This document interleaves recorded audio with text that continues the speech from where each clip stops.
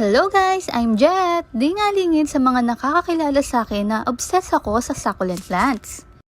Medyo matagal na nga rin pala ako tumigil sa pagbili ng mga succulent plants, siguro mga 3 years na. Di rin kasi biro ang mag-alaga nito lalo't nandito ako sa mainit na lugar. May mga succulent na nakaka-adapt naman sa init dito sa lowland. Meron namang hindi. Marami na rin akong succulent na nabili na hindi nag-survive dito sa lowland. At ayan nga yung mga sample ng mga succulent na nagtagal sa akin. Na-trigger nga ulit ang pagkahilig ko sa halaman nung pumunta ako sa Northern Blossom.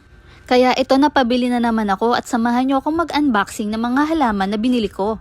Kaka-browse ko nga sa mga online selling ng store ay eto nga't nabudol ako. Pero it's a happy budol!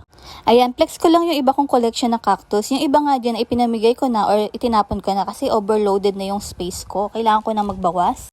Sakto nga sa akin ang mga halaman na ito dahil hindi ito madalas diligan. Kung yung iba ay gumaganda kapag